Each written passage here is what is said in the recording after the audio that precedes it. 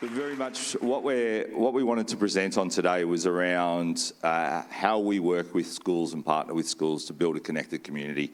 And our real focus is around utilising the technology in schools to be able to do that. One of the things that is really obvious to us when we walk into schools is that schools have got anywhere from 20 to 100 systems in play with multiple logins and things. So we want to be able to simplify the experience and be able to connect and support schools to do the very best that they can. One of the things that we look at is what are the problems and challenges that schools face, and I think one of the areas that we sort of work through in a flow when we talk to the schools and there's commonalities that we see is this concept of many systems within schools, whether it's student, parent, teachers, exploring those many systems with multiple logins. What that then looks at is a lack of connection, lack of integration. A lot of systems don't talk to each other nicely, so therefore it causes frustration, disengagement, and that results in schools in poor feedback and a disconnected user experience.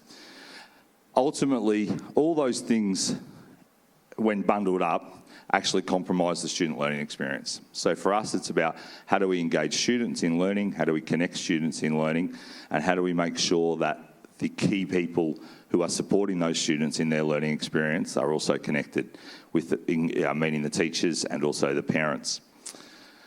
So today we're going to talk to you about the learning management side of Schoolbox and the work that we've done with Dehong Shanghai International School and also with Education in Motion as a whole, working with the Dulwich and Dehong schools to introduce our community portal and our learning management system and have that support their schools in moving forward.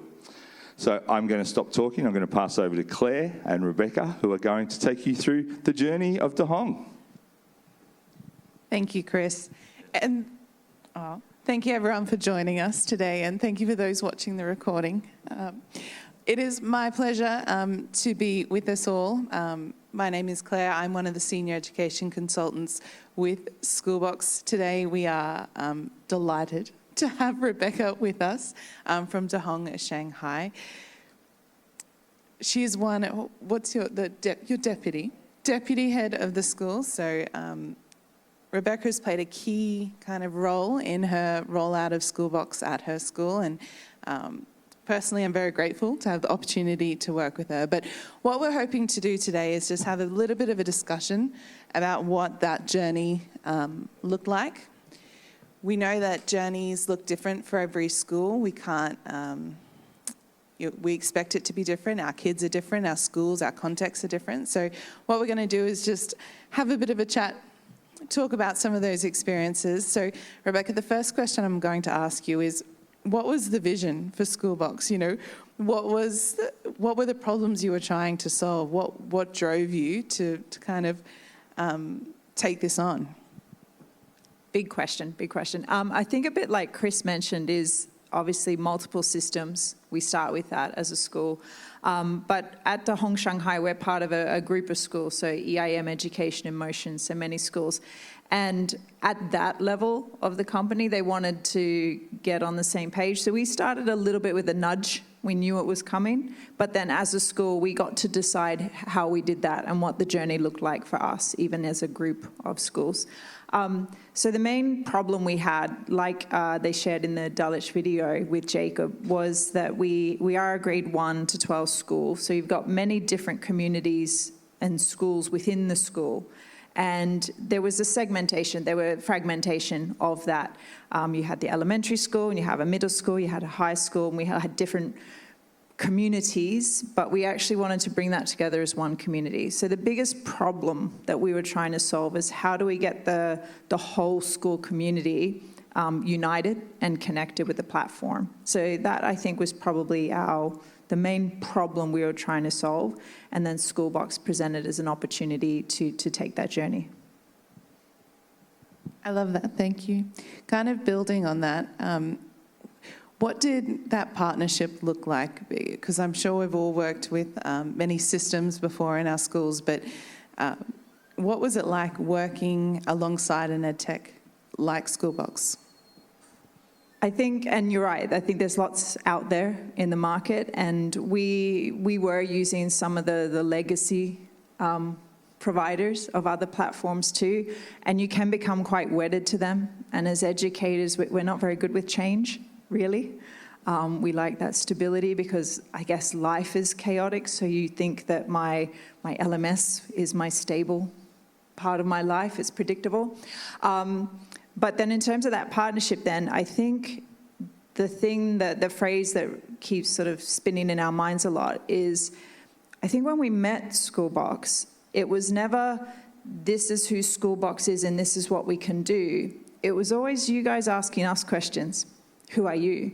And that really flipped the script a lot in terms of how we worked with other vendors and how we work with Schoolbox. The questions were you guys asking questions of us. Who are you? What are you about? What are your people like? What's your community like? And that curiosity about our context, I think, to us, defined that partnership.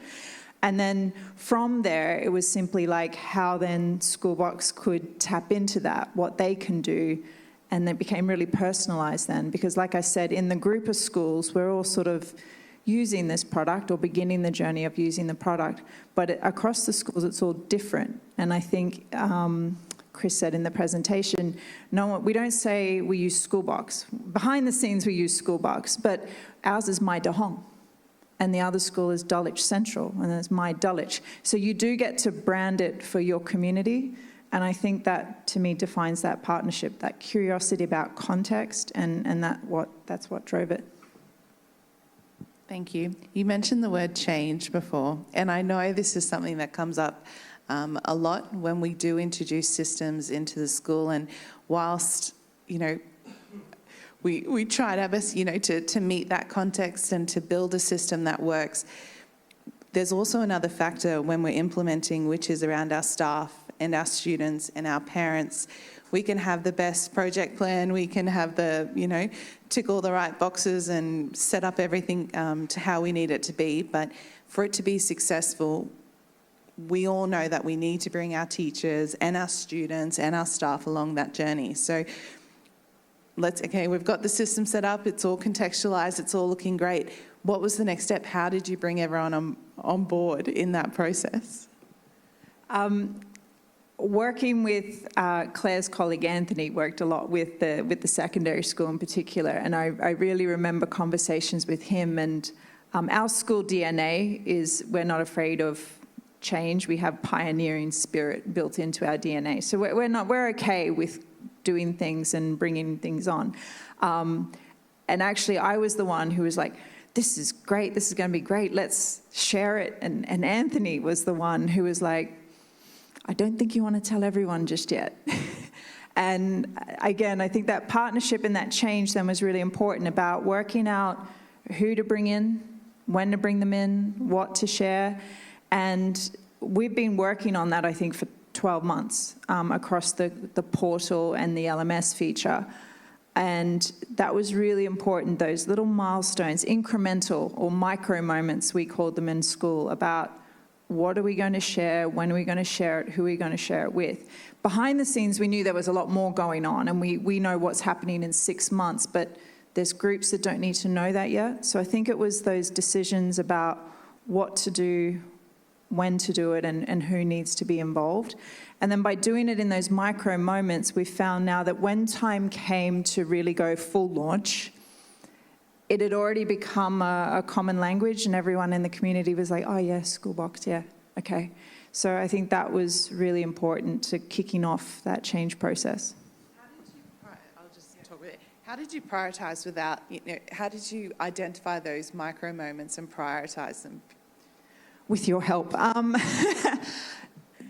I think something different to working with some of the other platforms that we'd had for several years is like there is a product out there, right? And the product is the product. I think we've talked about this, and the product for us became so secondary to the people. And so making those decisions and prioritizing those micro moments came back to really knowing our community, knowing our people, knowing what we already did. So we knew already what we had to replace. If we're offering this already, we had to offer that again, even through a different platform. And then I think to make decisions about those milestone moments, again, was working with Schoolbox for you guys to know who we were. And then you got to understand, when we said we needed to do this, we needed to have this moment in the timeline, you were like, oh, okay, yeah, we get that, because that's what your school needs, or that's what your community needs. So it was really just knowing ourselves and knowing what we needed to release, when we needed, what we needed for day 1, what we needed for day 30, what we need for day 60. And in our community, the mantra we've got is, this is a year-long project. For the LMS in particular, it's build your own adventure as we go. And that's actually really reinvigorated the community a little bit, which we'll get to with wins. But knowing that it's not just getting to launch, it's planning those micro moments ongoing, and that'll be another 12 months of moments still to come. That's amazing. It was a massive journey, and I'll give Dehong Shanghai huge credit. They implemented the portal and LMS as part of one swift project. They were amazing in their way of communicating and pulling that all together, and identifying those micro moments was huge for that success. After all of that, all the hard work, all the change management, bringing the teachers on board, partnering with Schoolbox, and working with Anthony, what were some of the wins and successes that you started to experience? And we've got some slides that we can talk to as well. Okay. Head of elementary over there, Mr. Coleman, becoming a star. I think the first win was we were a school where elementary and secondary were quite separated. They had their own identities and were doing their own things, and maybe once a month the teachers would run into each other in the coffee shop. And you'd be like, oh, that's right, you're in elementary school, oh, you're secondary school, and then that would be about it. The first win is this, that it's brought everybody onto that same platform. There's a common language now, and we're able then to not just brand ourselves 1 to 12, but everything that we're working on, there's a unity now in what we do. And connected to that too, this is a great example here, is when you talk about change and doing it in teachers, we actually had many different teams work on this. So I actually had very little to do with the portal and the community side. I got to just play in the LMS, and then there were another team that would play with the portal, and then you broke that up into smaller teams. So we actually had all these little mini teams, probably almost like the PLC format, right? Professional learning communities, where everybody was doing their little bit, but it was building up to the whole, so the sum of parts, really. And so I think that was a win, in that one team alone could not have done this, whether it's the portal or the LMS, but by activating all these small teams, you actually had everybody contributing to something without it being overwhelming. And then they also get the win out of that, is that confidence and that pride that everyone has contributed to this. So I think that's first win. What about in terms of the LMS? How, because that was your space, That was my sandbox, as we say, my sandbox in Schoolbox. Yeah, LMS is a big one, and I think that was the one that we were most cautious of. And I know some of our, in the group, some schools have led with just the portal, the community side, which comms deals with, and you're like, Marcom will do that, and teachers will just do the teacher stuff. So we went with the LMS. The win for us has been visibility. So any teacher from any department can click into any part of our curriculum and see what's going on. So if you're a geography teacher, you can click into maths and see what maths is doing. You don't have to wait for that moment to find the person or set up a meeting. So that connectedness and visibility has been a big win. And then a lot of teachers will say, oh, the work, like, do we have to do this all again? But for us, it was a chance to actually simplify and refresh. And as a school, we're going through IBDP, one of our evaluation cycles right now, so it's perfect timing as well. The synergies are there to actually say, you know what, we've got all this written curriculum. Do we need it all? the way that education is rolling on, we got AI now, it's actually been perfect timing for us to revisit our written curriculum and go, what do we need? What can we cut? How do we simplify this? How do we clean it up? And because of the user interface, it's been really quick to do, and we're able to, I don't know the technical term, we're able to sort of backload, we're able to load up a lot of things into it with your help. See, not technical. And then for teachers, it really is just click, click, click, click, click. And so for the win there is what teachers thought was going to be a mountain has actually turned into just a small little hill, and one they've enjoyed. So the visibility of the curriculum has been sort of the chief win, and then the refresh of the curriculum, and then the final one is just how easy it really has been for teachers to do that. Awesome. This is a great example of what the school has done in terms of using the LMS to surface that learning. One of the great things about Dehong Shanghai is their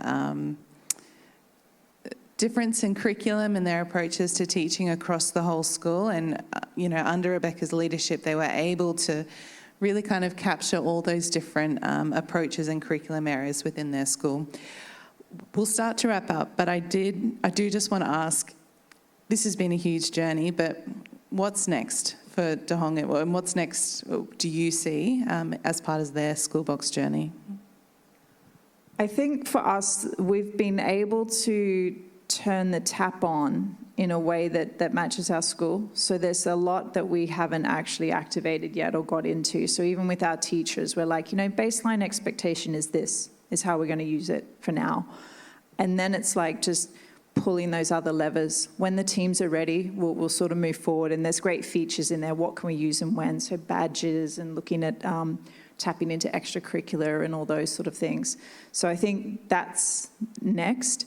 And then for our teachers, the way that you can bespoke design what your class pages look like. I know with our science team, they're looking at their feeds that they can integrate and things like that. We can really start to use features, I guess, that we know are there, but we haven't yet made as an expectation for teachers yet, because it's just sort of step by step as we go through. Thank you so much, Rebecca. Again, thank you for joining us and thank you for sharing your story. I'm going to quickly hand over to Chris to talk a little bit about reflection.